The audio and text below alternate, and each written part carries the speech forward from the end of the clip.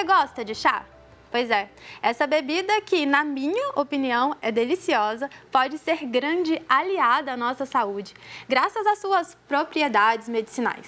Ainda existem muitas dúvidas sobre esse assunto, mas hoje você vai conhecer os diferentes tipos de chá, aprender como preparar corretamente e entender os principais mitos e verdades. Quem vai nos ajudar a esclarecer tudo isso é a Francielda Queiroz. Ela é psicanalista, farmacêutica e professora de fitoterapia e homeopatia. Franci, estou muito feliz de ter você aqui com a gente de novo. O prazer é todo meu, eu agradeço, né? Fico muito grata por esse convite. Falar de chá é o que eu estava dizendo agora, chá lembra aconchego, né? Aconchego de vó, aconchego de família e além dos benefícios que as plantas medicinais têm. Pois é, eu já assumi aqui que eu amo chá, né? Então eu tô em casa. Franci, chá parece um assunto simples, mas ele ainda traz muitas dúvidas, né? Então, a primeira pergunta que eu tenho para você é qual que é a diferença do chá alimentício do chá medicinal? Pois é. Primeiro, começar contextualizando de que chá, né? As pessoas às vezes chamam a própria plantinha de chá. Mas o chá mesmo é depois que eu preparo essa planta. O que nós temos são plantas medicinais frescas, que tem no quintal de casa. Tem a planta seca, que a gente chama tecnicamente de droga vegetal, né? Como essa que está aqui, o capim-cidreira. E o chá vai ser depois que a gente prepara. E temos os chás alimentícios, que são aqueles que vão ser utilizados na nossa alimentação e que saem para o mercado já com um teor de princípio ativo muito menor, não é? Então, nós temos os sachês, por exemplo, esses sachêzinhos aqui, eles não têm o teor de princípio ativo para serem considerados chás medicinais. Então, eles vão ser utilizados na nossa alimentação, como qualquer outro alimento, porque o teor aí é muito baixo. O chá medicinal já vai ter o objetivo, como o próprio nome está dizendo, terapêutico. Né? Eu vou extrair os princípios ativos e utilizar aquele chá com alguma finalidade terapêutica. Pois é, mas a gente também escuta falar muito sobre os benefícios do chá. Eu confesso pra você que eu não sei todos, né? Porque é simples de falar, chá faz bem para a saúde, mas por quê, né? Quais são os benefícios para a nossa saúde? E tem muitos tipos de chás, não é? Então, eles trazem benefício porque nós vamos ter vários tipos de princípios ativos nas plantas que vão ter exatamente essa ação terapêutica no nosso organismo. Então, se preparado corretamente, se feito corretamente, se utilizada a planta medicinal comprada nas ervanarias ou ela fresca, elas vão ter um efeito farmacológico que nós chamamos no nosso organismo. Então, eles trazem muitos benefícios. Além desse benefício, como eu disse no início, né, de o chá representar um certo aconchego, trazer memórias afetivas, eles vão ser utilizados para várias condições clínicas. Então, nós temos aí chás que vão ser ótimos para ansiedade, chás que vão ser anti-inflamatórios, tudo depende do princípio ativo. Nós temos aqui a erva doce, por exemplo. A erva doce muito usada, não é, para cólicas, para dores abdominais e também para estimular a lactação. Então, é muito importante porque ela tem óleos essenciais ricos em anetol que vão ter essa propriedade. Então, esses benefícios existem, não é? As plantas medicinais estão aí de tempos imemoriais. A partir de plantas medicinais, vários medicamentos estão na terapêutica, então eles trazem benefícios sim, se forem feitos de maneira correta. Pois é, então já vamos emendar aqui, a gente vai ensinar, tá, você que está assistindo a gente a preparar o chá da forma correta, mas antes, Franci, eu queria que você falasse pra gente das diferenças, né? A gente tem aqui na mesa um chá pronto, que é esses que você compra no supermercado mesmo, né? Ele já vem pronto, você só abre e pode beber. A gente tem o hortelã, que já é uma planta fresca e tá fresquinha mesmo aqui. Ela já até deu uma murchadinha. A gente tem a erva doce, né? E o capim-limão, que são as versões secas da planta. E, por fim, a gente tem a versão em sachê. Qual que é a diferença aqui? E eu queria te perguntar se eles têm o mesmo efeito. Não teria o mesmo efeito, por exemplo, um chá como esse gelado, dá no mesmo do que eu falei aqui em relação ao sachêzinho, né? Esse sachêzinho e o chá gelados, eles saem para o mercado sem aquela exigência, não é, do teor de princípio ativo que exerceria um efeito terapêutico, um efeito medicinal. Então, eles são consumidos mais como alimentos. Então, às vezes, a pessoa fala, eu estou tomando esse aqui de sachê do supermercado para dormir melhor. Mas, infelizmente, né, sinto decepcioná-los, mas eles realmente têm um teor de princípio ativo muito menor. Eles são vendidos e são regidos pelo Ministério da Agricultura, inclusive, não é? E não pelo Ministério da Saúde, como seriam os medicamentos feitos à base de planta. Então, eu tenho a plantinha fresca aqui, o hortelã, muito bom, dá para utilizar aí para cólicas, para azia, para má digestão, tem uma função também em gripes e resfriados, né? As pessoas costumam tomar muito hortelã. Então, a planta fresca tem um teor de princípio ativo. Se eu seco de uma maneira errada essa planta, o princípio ativo vai evaporar, porque o que tem nela é o óleo essencial, né, rico em mentol, aquela menta, né, aquele cheirinho que a gente conhece. Então, a gente tem que ter cuidado aí ao utilizar. Então, as ações não vão ser iguais por causa disso. Mas uma planta que foi seca corretamente aqui, como erva doce e o próprio capim-cidreira, né, a gente vai observar que ele está sequinho, mas se ele foi seco à temperatura ambiente, ele vai preservar também os óleos essenciais. Tanto erva doce como capim-cidreira tem óleos essenciais. Por isso, tem as formas corretas. Então, eles não têm a mesma ação exatamente por isso, né? O chá gelado ali e o sachê são alimentos e essas vão ser consideradas plantas medicinais para fazer o que a gente chama de chá medicinal. Tá, então é melhor a gente recorrer às plantas medicinais, né? E talvez a versão fresca seria mais indicada.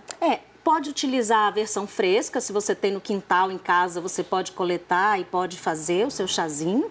Ela vai estar ali com o teor de princípio ativo.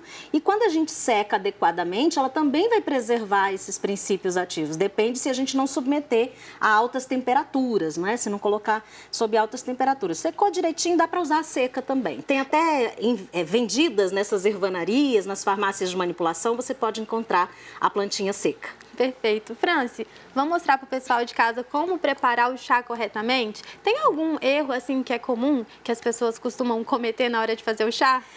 Tem. A pessoa, às vezes, acha que quanto mais ferver, melhor, né?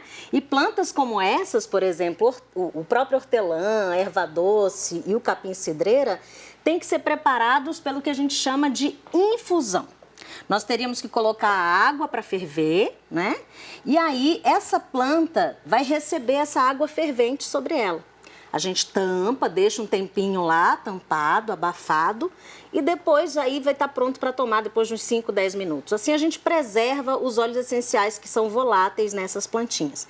E tem planta que dá para ferver. Eu colocaria a planta dentro do recipiente, junto com a água, dá para ferver, né?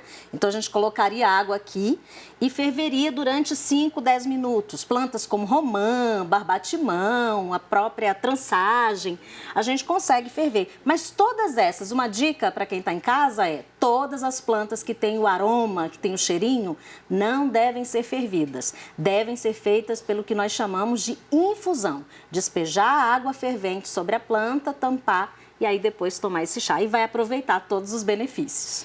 Perfeito. E na hora de consumir, né, esse produto, aqui no De Bem Com Você, o pessoal de casa sabe, né, porque a gente sempre destaca a importância de reduzir o consumo do açúcar e também começar a se acostumar um pouco mais com o sabor natural dos alimentos. No chá, a gente tem que adoçar, assim, é obrigatório, tem que adoçar ou não? Olha, quando a gente vai para os formulários, os próprios formulários da Anvisa, quando falam de chá medicinal, nenhum vai incluir a questão do açúcar, né? E eu também não aconselharia adoçar com açúcar, até porque a pessoa está ali buscando uma vida mais natural, ela quer sentir, como você falou, o sabor natural daquele chá. Então, colocar açúcar, e as pessoas acabam colocando muito açúcar, né? Porque acham assim, esse chá tem que ficar muito doce. Eu não aconselharia a utilização do açúcar. Isso pode até trazer alguns tipos de modificações na formação química do chá e não traz esse benefício todo, já que a pessoa quer sentir o que aquela planta pode trazer para ela, né? E com açúcar, isso com certeza não vai ser a melhor indicação. Perfeito. Agora, a gente preparou o chá, né, da forma que você orientou. A gente pode colocar esse chá na geladeira e consumir depois? Vai perder as propriedades ou não? Mesmo na temperatura da geladeira, é interessante que ocorrem alterações químicas nesses chás. Então, o que a gente aconselha é que você faça o chá para tomar na hora, para consumir na hora. E se você guardar em casa, que seja por no máximo 24 horas. Então, não essa coisa de deixar uma semana, às vezes as pessoas perguntam, né? Eu posso deixar uma semana? colocar numa garrafa enorme, vai sofrer alteração química porque são muitos princípios ativos que tem naquela planta. Sim. Né? Franci, um assunto que está em alta, assim, hoje em dia, infelizmente e felizmente, porque é bom a gente falar sobre, é a ansiedade. O Brasil é um país ansioso, né? Então, a ansiedade está em pauta quase sempre. Existem chás que podem ajudar as pessoas nesse caso? Ah, com certeza, né? O Brasil está sendo considerado o país mais ansioso do mundo, segundo a Organização Mundial da Saúde. Então, a gente nota que desde o início da pandemia isso ficou exacerbado, isso aumentou demais, muitas pessoas adoecidas com ansiedade, fora o estilo de vida que tem que ser alterado, né, para essa pessoa ficar menos ansiosa, tem uns chazinhos, e um deles está aqui representado, né, que é o capim-cidreira, olha. Incluir aí na sua vida, no seu estilo, na sua rotina, um chazinho de capim-cidreira antes de dormir ou tomar 2 a 3 vezes ao dia, feito por infusão, né? Vai fazer bastante diferença. Então, além do capim-cidreira, nós vamos ter a melissa, a camomila, né? Nós vamos ter aí o maracujá, que são as folhas e as flores que vão ter bastante princípio ativo, que nós chamamos de alcaloides e flavonoides, que vão ter esse efeito sedativo, né, sobre a pessoa.